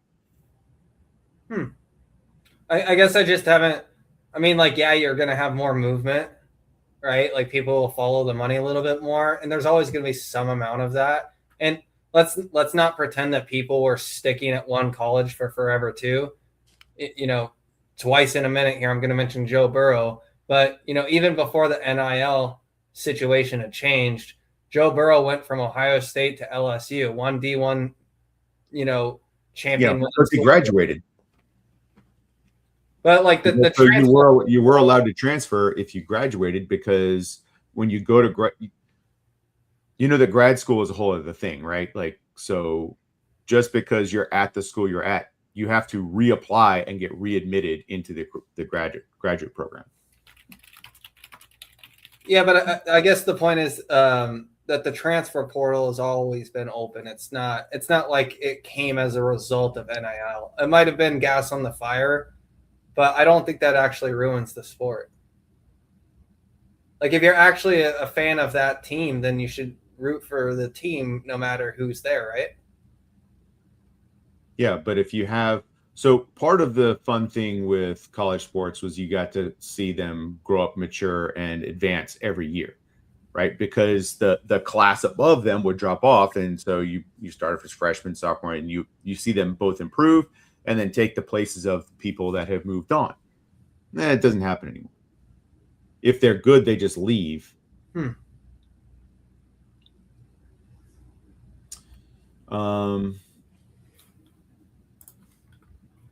I'm looking for something on CNN. I don't see anything there on this Hollis bit, but didn't see it on X, didn't see it on traditional media. So it may be true, bud, but bro, can we share this? We have not decided that is worth being in my particular.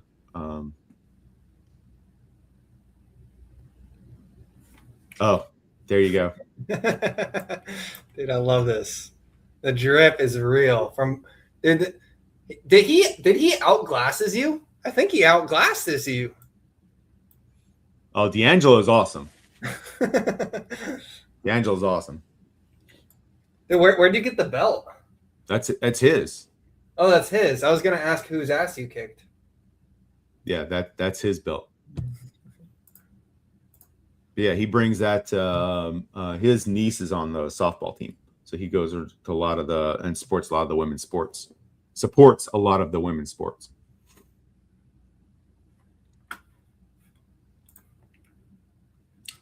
One other bit of news that just came out as well. I guess it's not real news, but our buddy Farzad just released his book. So congrats to him for. Oh, cool.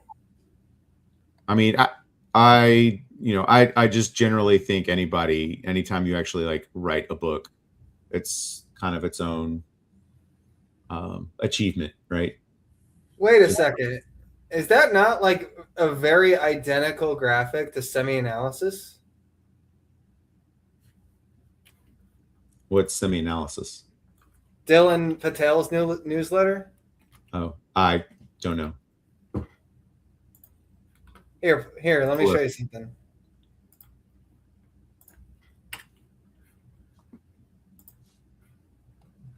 Look at this.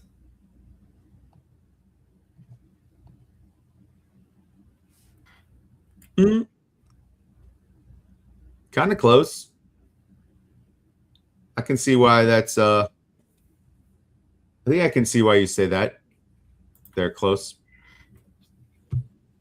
Maybe a variation on a theme. What it's about? What? Farzad book? He mentioned it a little bit, but I will plan to read it shortly.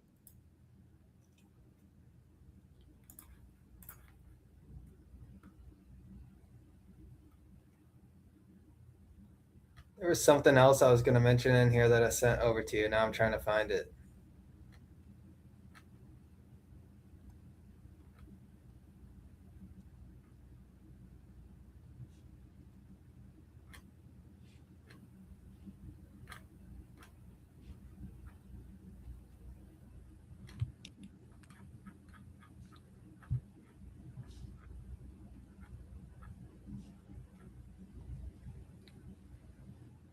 We talked about Houston and Dallas, like the self-driving launch.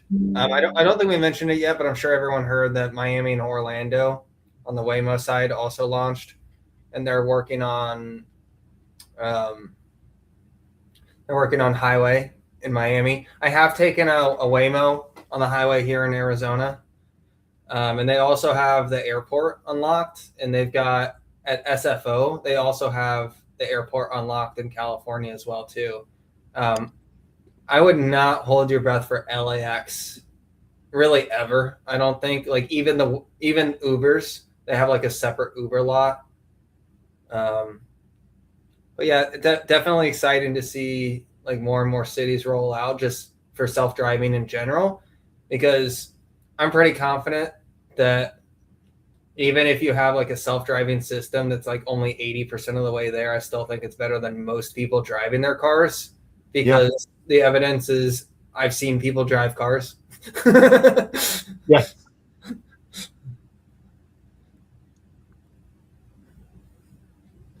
I know what we were going to mention. You want to talk a little bit about the oil and gas to the West Coast, and I sent you something for the for Arizona specifically. So basically, they have struck a deal with Texas. So for those who don't know, Arizona used to get all of their, or still do, not used to, they still get all of their gas from a refinery in California, and they continue to really just like wrap their hand around the throat of the oil industry in California. So this is a problem for Arizona because in Maricopa County, where Phoenix is, it's in a valley, so we get smog here. So to try to combat that, they use the same gas that they use in LA because it's supposed to be less smog. So that's obviously a problem, because if they shut down all the refineries in California and we're dependent on that, it's not good. So they've actively started working on a solution for that. And your thoughts were that California is going to try and shut it down anyways, right? Yeah. How does that go? The crazy people who actually run the government think that all oil is bad, so they want to get rid of it entirely, and they're going to call that a win when they shut down the refineries. But if it's a pipeline though from Texas to Arizona, they can't stop that. Sure, they can. How? They are the ones who give the permits to transmit the oil through the pipelines. They're the ones who tax everything that moves through it. I mean, it's just like the product moving through a pipeline is just as regulated as stuff moving through through roads. Literally in Texas, it's strangely enough, it is regulated by the Texas Railroad Commission. But how, if it's a pipeline that goes from Texas through New Mexico and into Arizona, how does California have any right at all to say you guys can't do that? Because they can just say, nope, you're not doing this on our side of the pipeline. So, well, it wouldn't be.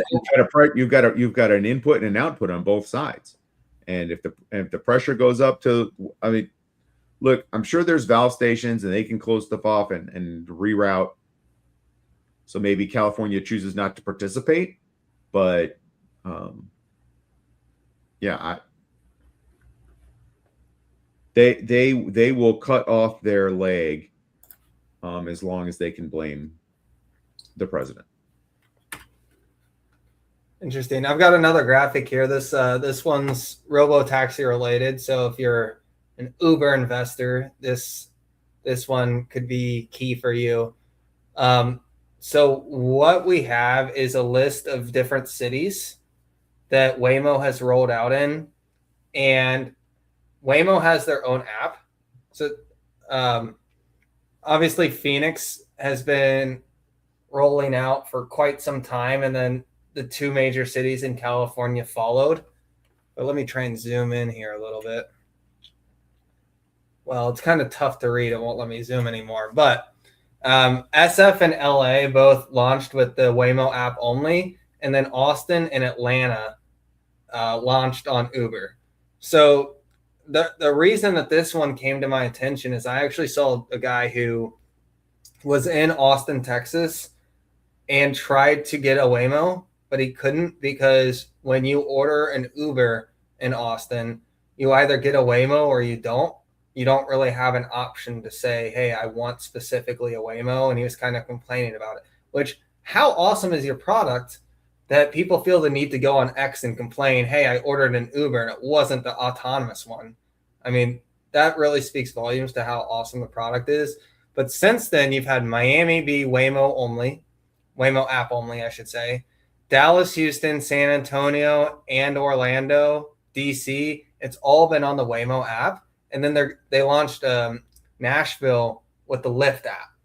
So every single time I feel like I've tried to justify, and Dougie, if you want to bring us back on here, every time I've tried to justify looking into Uber, it just seems like they can get around them. Does it not? Like, am I thinking about this like too simply? How do you mean get around them? Well, I mean, if you own the car and you can build your own app, which is getting easier every single day, like, why can't you just, and I know there's like an aggregation theory there that like you want to make sure that your utilization is high and that your deadhead is low, so that you don't have a car driving 10 minutes to each pickup and drop off. You want it closer to 3 or 4 minutes. But they can totally cut out Uber from the equation. They don't need the Uber app. Same thing is true for Tesla full self-driving. If they get the robo-taxi up and running, they don't need to use the Uber app. Right. I don't understand why Tesla is not putting their robo-taxi on the Uber network to get started, because that is what allowed Waymo to actually start servicing the areas that they did, because they had human drivers to deal with all of the additional volume. Well, it'd be to control the experience, right? Because the way that Tesla has always grown is, like, rather than doing traditional advertising on TV, like you've never turned on a football game and watched a Tesla. Right. Yep. But what? By the way, if they ever actually do that, holy cow. But you find out about it because the product launches and then Elon tweets about it, and then there's the demand. So I don't think they actually need Uber. Maybe they could use it for like the first city or two, but they clearly have their own idea in mind where they're going to have the robotaxi app run it all, and they're just going to own the whole process. Yeah, well, that's very much his modus operandi. The problem is you don't have enough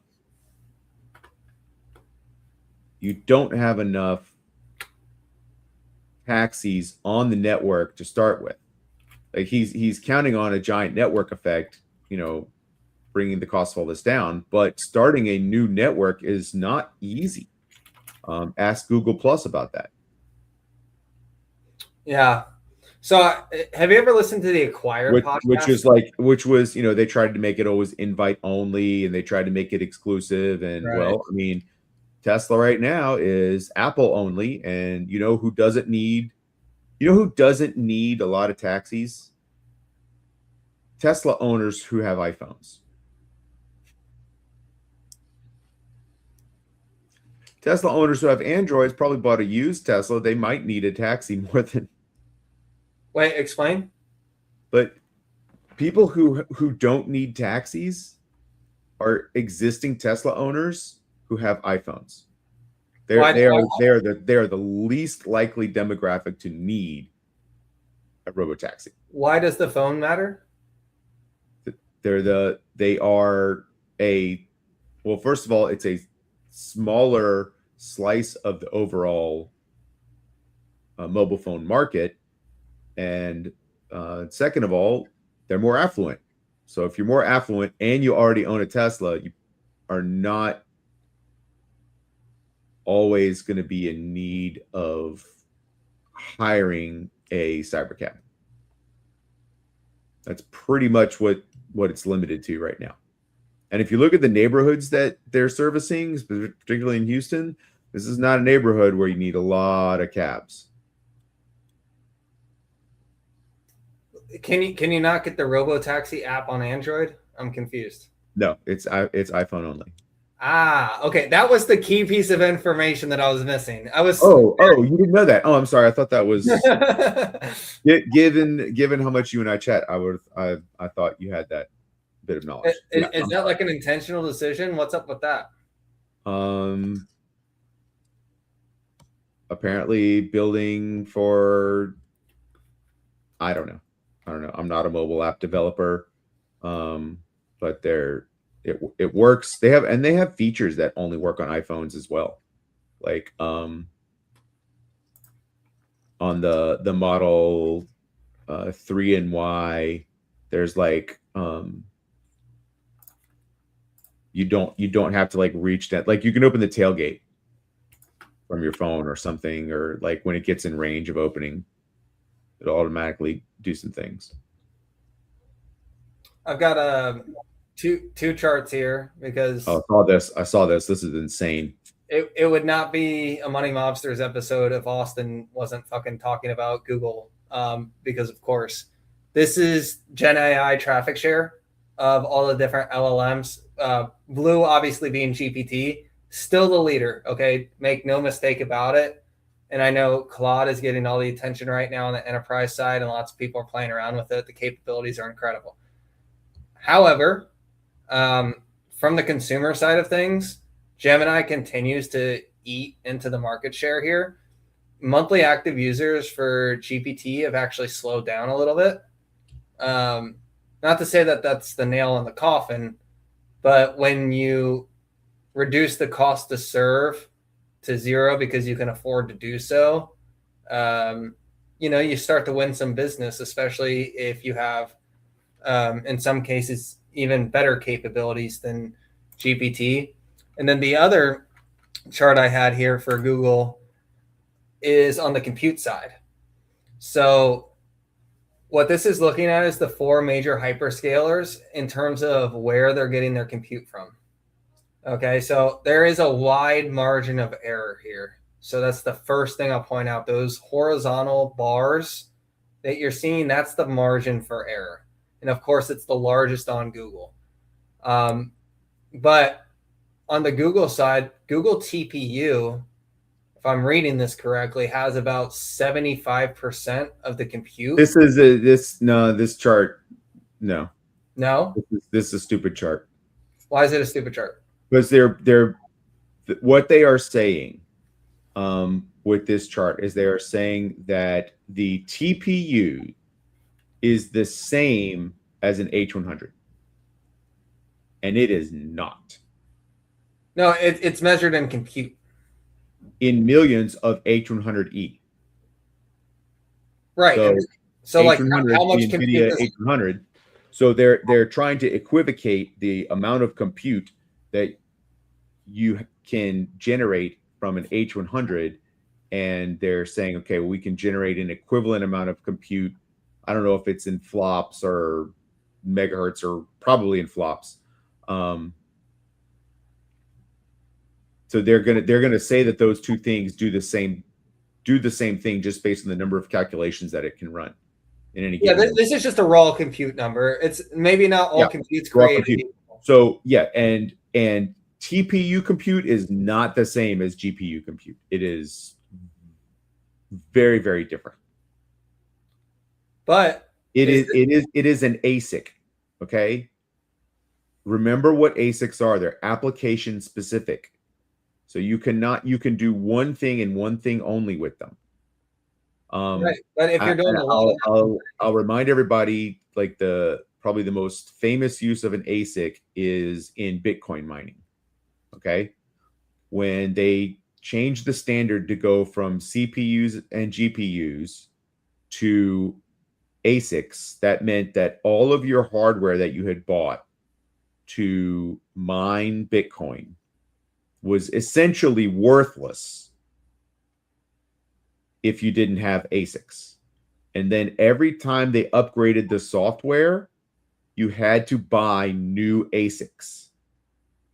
Where previously, if you had, your computer would just get slower and slower, or as problems got harder, your limited compute would just perform less and less and less on like a decreasing scale, right?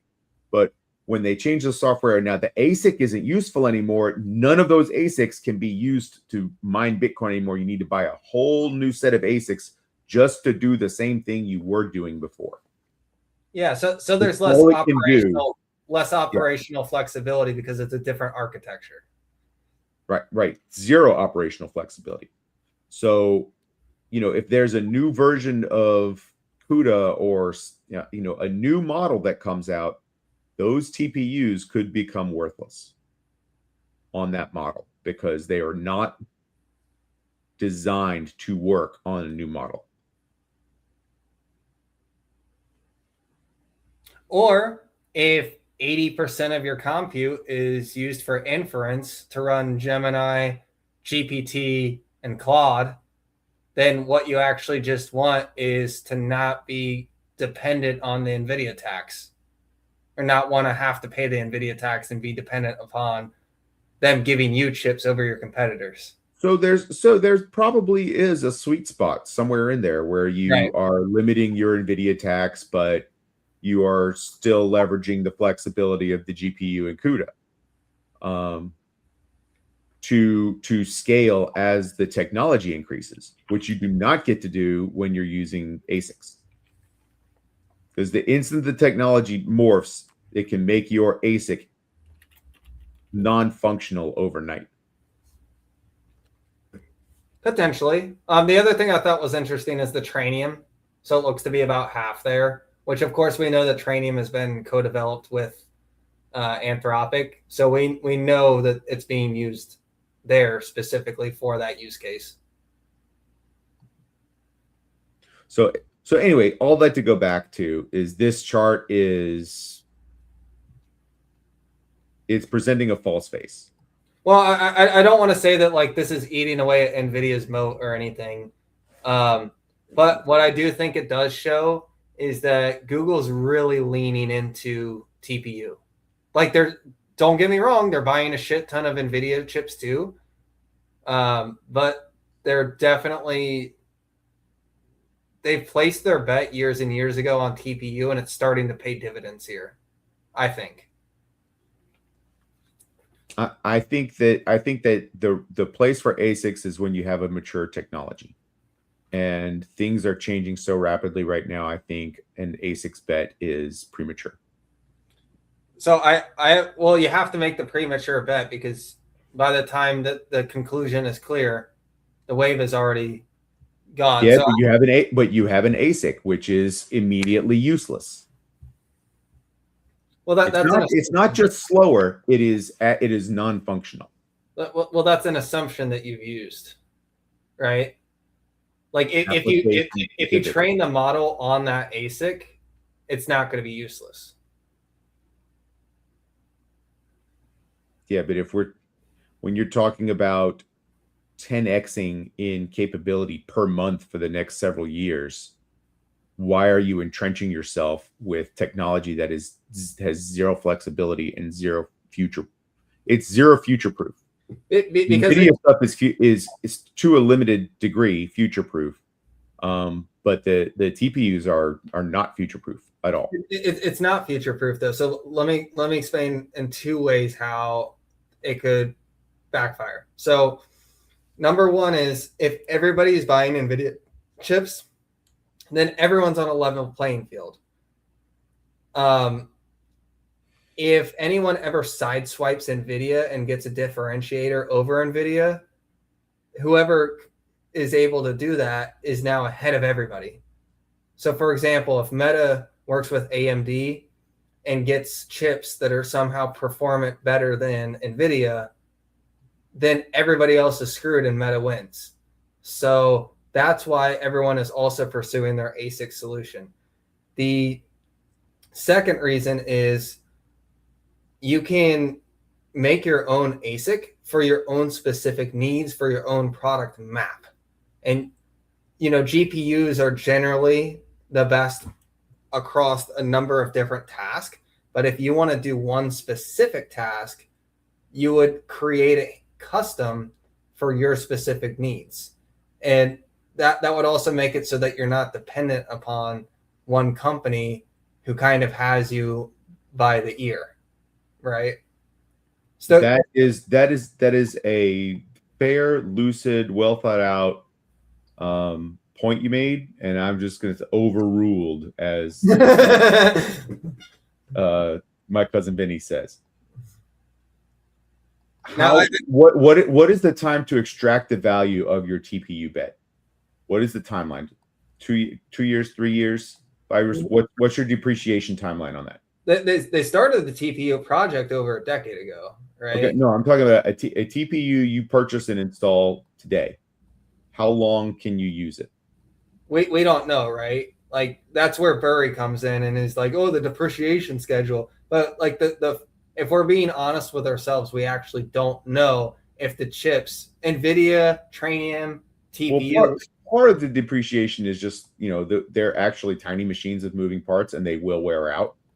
And that to me is more like the depreciation thing. I'm thinking more about obsolescence.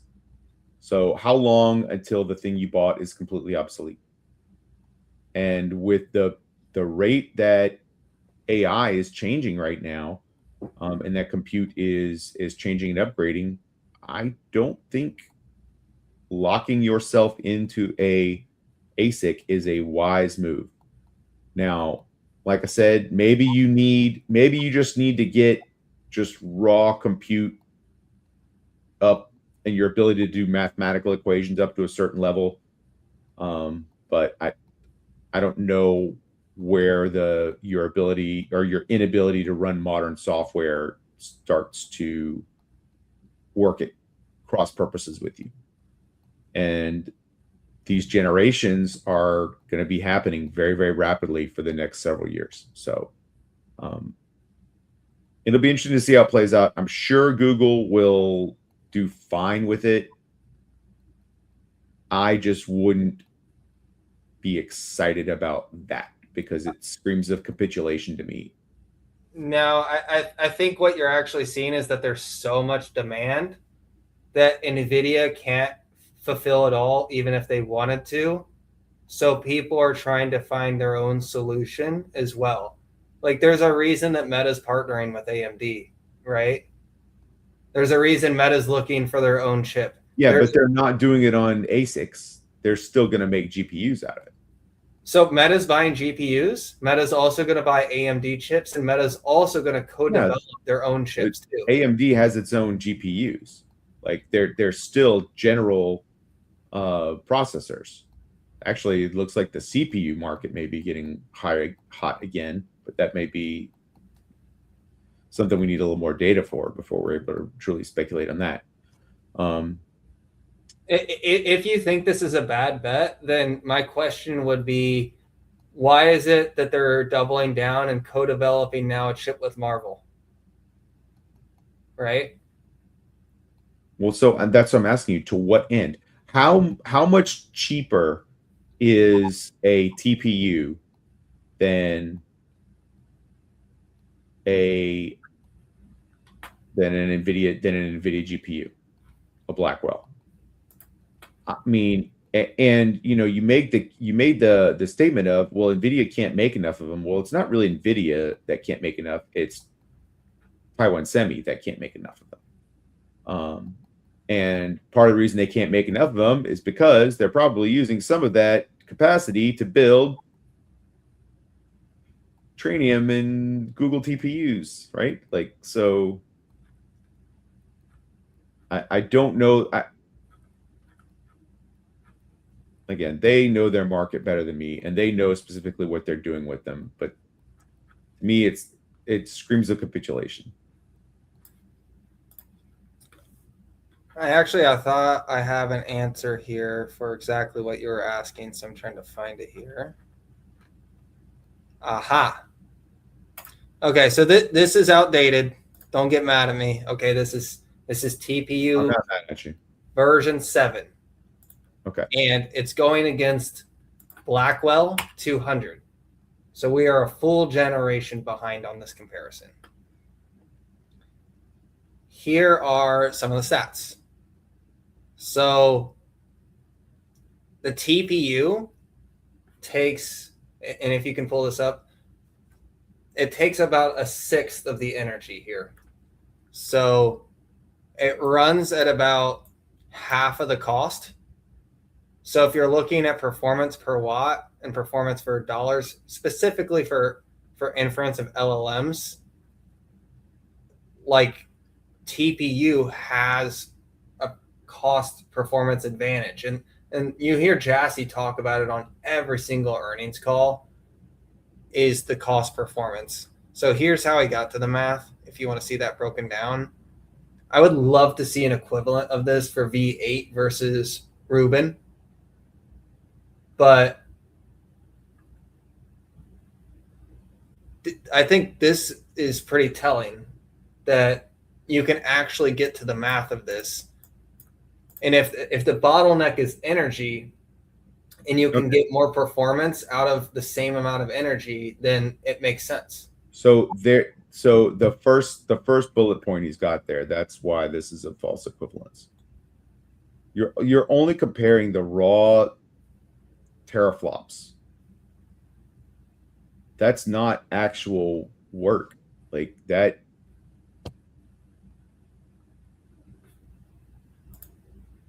I need somebody who is more versed in Comp E, who can explain it better, to help us out with that. Sounds like we got to reach out to Jose. Yeah. Because your ability to do the math is with the and I may say something that sounds ultimately stupid here later, but your ability to do math on the processor is not the same as your ability to do stuff, right? The task is integrated into the chip itself. So there's less of a software layer that can be coded and designed to get the chip to do things you want it to do because of the architecture on the chip to generate that level of compute. When you abstract the instruction set off to the software layer and you remove it from the hardware layer, yes, you're not able to fine tune it as much, but you gain in flexibility to do what you want, which is always the next thing, not the current thing. So that's the, and I feel like I've said this a couple of times, so this will be the last time. But your ability to do current thing really well, current thing right now, I do not think has as much value as your ability to do next thing at the price of the thing you already have. Yeah, and I think NVIDIA has a really strong position here, and I think they have some of the smartest people working on these types of problems. But I also think that there's extremely smart people working at Google Cloud and working on TPUs, extremely smart people working at AWS working on Trainium chips. And I think there's a lot of crossover, too, between those three companies, all in Northern California. And I think, you know, it's entirely possible that they have custom-built solutions for certain aspects that help them manage the risk that would come along with having only NVIDIA chips. Like, no one wants to be locked into an architecture for the next 45 years on being dependent on just NVIDIA, right? Like, strategically, that would just be a silly management decision. Why would you say that? Because they are. Like, they're locked into the Intel architecture for almost all the compute that any company does. Right. And then when Intel goes architecture, that is the gold standard. Like, why are we not in a hurry to develop a standard and then everybody use that? Why do we keep developing new standards? Or we keep, yeah. It's like, imagine if every time a Windows update came out, you had to buy a whole new processor. I don't think that's a fair comparison, because it's closer to that's closer than you probably suspect. Okay. So I'll certainly be listening closely to both the Google and Amazon call, because I'm sure there's going to be a lot of questions around silicon, because SMH just keeps going up. Yeah. I mean, either way, we're not running out of the need for compute. And look, Google can very much have their own plan for their own systems. I just don't think they're going to have a lot of commercial success reselling their ASICs. Because what Google's doing with their ASICs, I don't know if that meets all my needs. Yeah, and it may not. But if it meets their own internal needs for Gemini or like Gemini Enterprise, then hell yeah. It's got its own, then they're large enough to have that whole supply chain as part of their deliverables on their AI. Let me share this.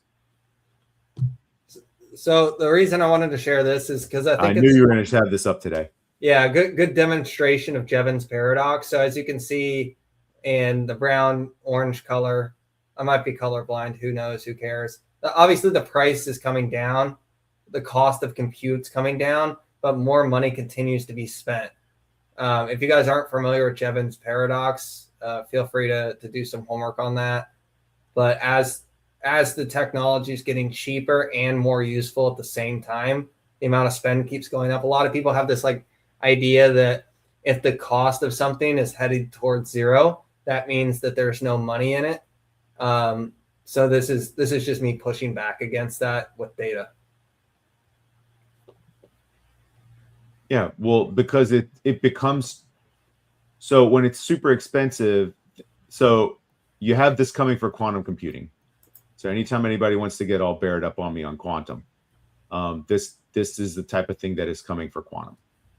And that's why I'm strategically establishing positions in companies that I see have real products and real solutions out there with real customers.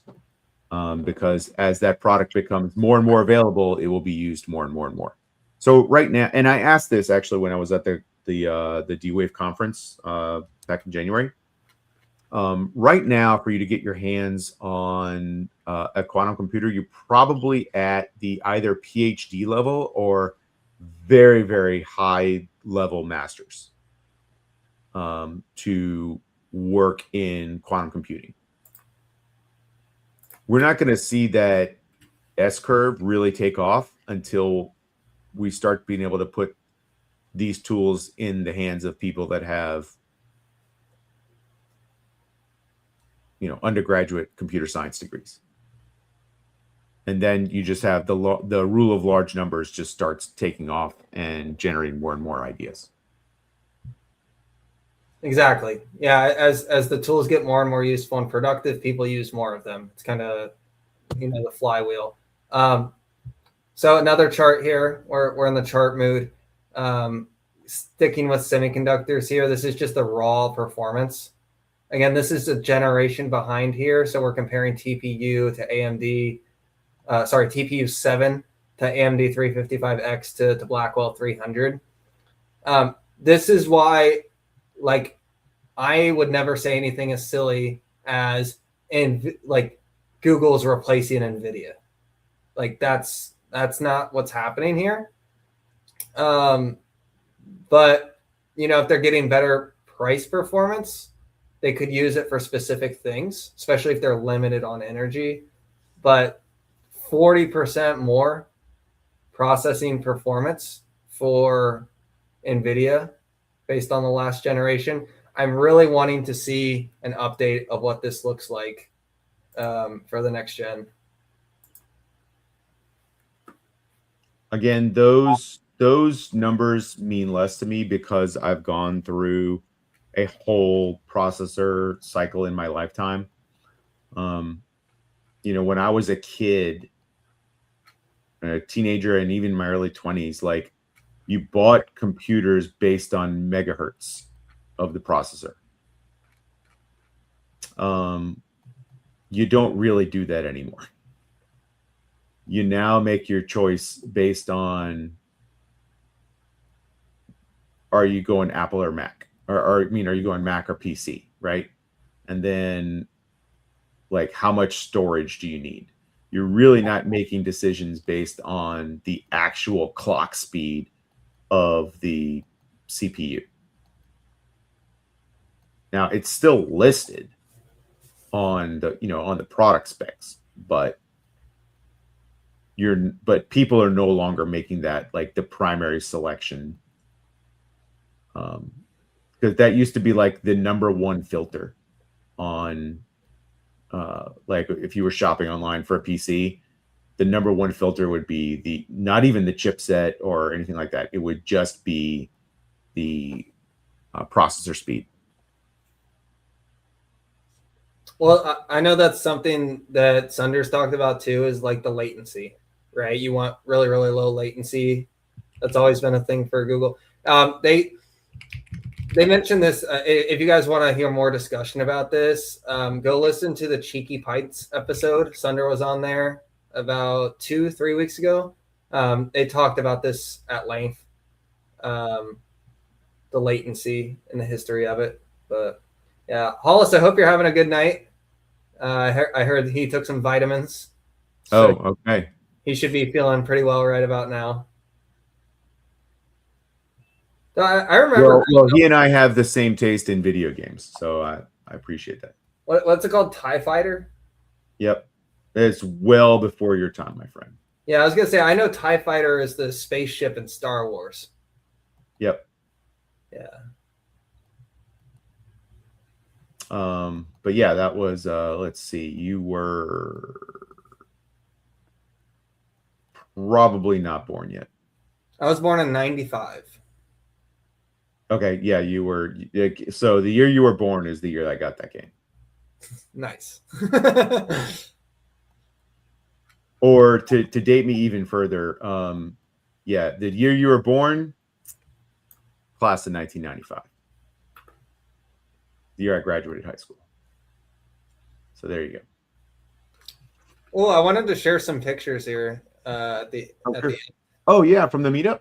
From the meetup, yeah, some of the disposable pictures I took. Oh, yeah, and that I was actually, when I was putting the thumbnail together for this, I was like, oh man, why didn't we take a picture to be together to be our thumbnail? And then we did. Remember we took the one with the glasses?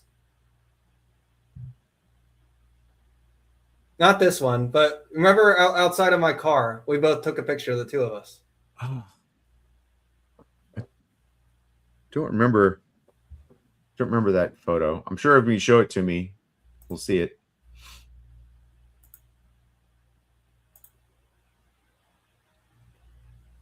She was super sweet. Did you talk to her? I think you did. Yeah.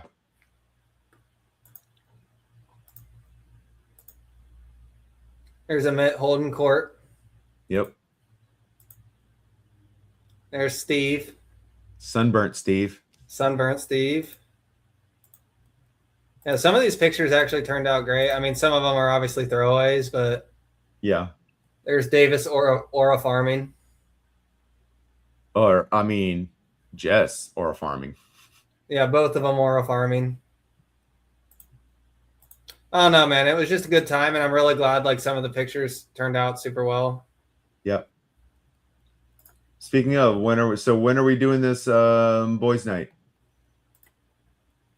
The boys' night. Yeah, we talked about it. Oh, when you're coming out to the desert, right? Yeah. Yeah, we got to figure that out. We'll text offline. Okay. And then is it new puppy time yet? I haven't heard you mention it in the chat, so I figure we'll hear a lot about that once you do. But how long till that? We are 9 days away from the new pup. So okay. The dad jokes are already here. Did you see some of my dad jokes in the chat the other day? No.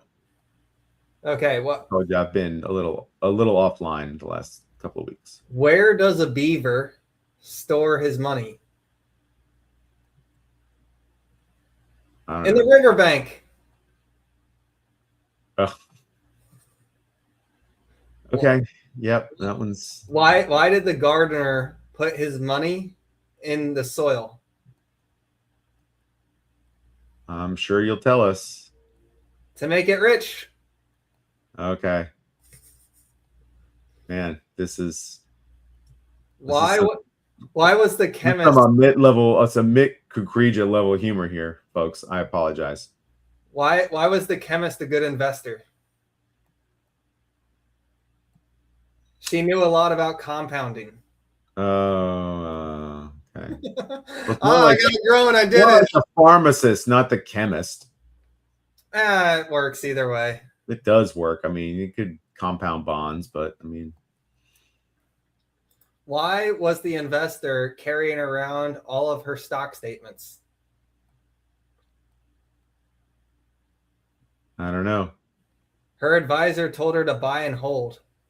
Ah, okay. It's a pretty good advisor. There are worse ones. Yeah, some of these are tough. Some of these are tough.